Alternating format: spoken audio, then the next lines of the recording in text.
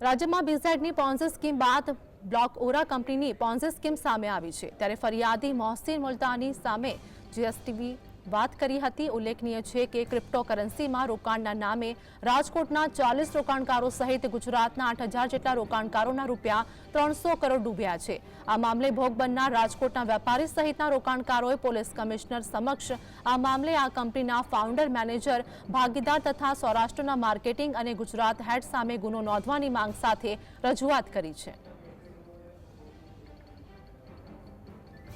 તો બીઝેડ કૌભાંડ જેવો વધુ એક કિસ્સો પ્રકાશમાં આવ્યો છે। એકા ડબલનો આ કિસ્સો ગુજરાતમાં વાત કરીએ કે આ ઘટના સામે આવી બીઝેડ કૌભાંડ બાદ રાજકોટમાં વધુ એક પોન્ઝી સ્કીમ કૌભાંડનો આ કિસ્સો પ્રકાશમાં આવ્યો છે, જેમાં ક્રિપ્ટોકરન્સીમાં રોકાણના નામે રાજકોટના 40 રોકાણકારોના પૈસા ફસાયા છે તેમજ ગુજરાતના 8000 જેટલા રોકાણકારોના રૂપિયા 300 કરોડ ડૂબ્યા હોવાની પણ જાણકારી મળી આવી છે।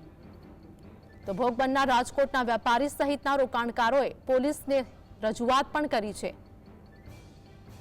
અને પોલીસ કમિશનરના સમક્ષ આ મામલે આ કંપનીના ફાઉન્ડર, મેનેજર પણ ભાગીદાર હોવાનું પણ સામે આવ્યું છે।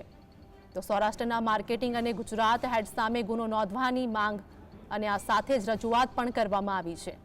ફાઉન્ડર અને ભાગીદારોએ ક્રિપ્ટોકરન્સી લોન્ચ કરી હતી તો અનેક લોકોના નાણાં આ સ્કીમમાં ફસાયા છે, જેમાં બ્લોક ઓરા કંપની જે 2020માં શરૂ થઈ હતી અને આ સાથે જ અનેક લોકોએ રોકાણ કર્યું હતું। તે કંપનીના માલિકો અને મેનેજર સહિતના 6 શખ્સો પર ષડયંત્ર રચવાનો પણ આરોપ છે।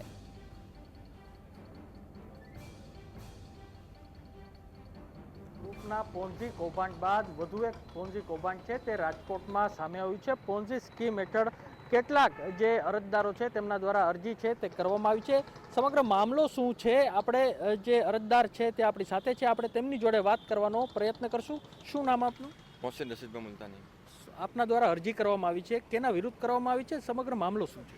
મારે ફિરોઝ દિલાવરભાઈ મુલ્તાની, પછી નીતિન જગતિયાની, મકસૂદ સૈયદ, પછી અમિત મનુભાઈ મુલ્તાની અને અઝરુદ્દીન મુલ્તાની, આ 5 વિરુદ્ધમાં આપણે કઈ રીતના તમને આ લોકોનો ભેટો થયો હતો? કંપનીનું નામ શું છે? કંપનીનું નામ બ્લોક ઓરા નામ છે અને એ લોકો કોઈન ટીબેક નામે આપતા હતા।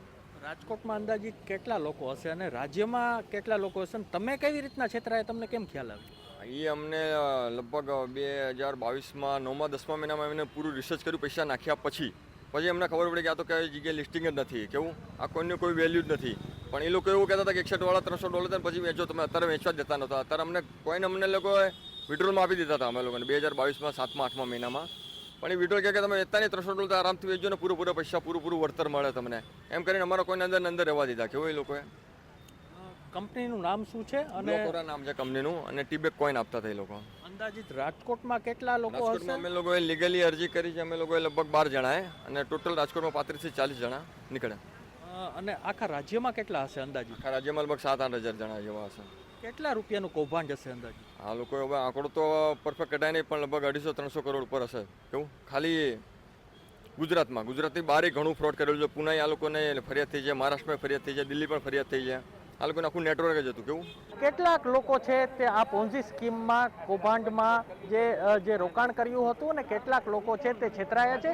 તો ગુજરાતના આંકડાની જે ભાઈએ જણાવ્યું તેમ કે 7 થી 8000 લોકો હશે અને 250-300 કરોડનો જંગી આંકડો છે તે ક્યાંક ને ક્યાંક જો સરકાર અને ગૃહ મંત્રાલય છે જો કાર્યવાહી કરે તો સામે આવી શકે છે। લકીરાજ ઝાલા, GSTV, રાજકોટ।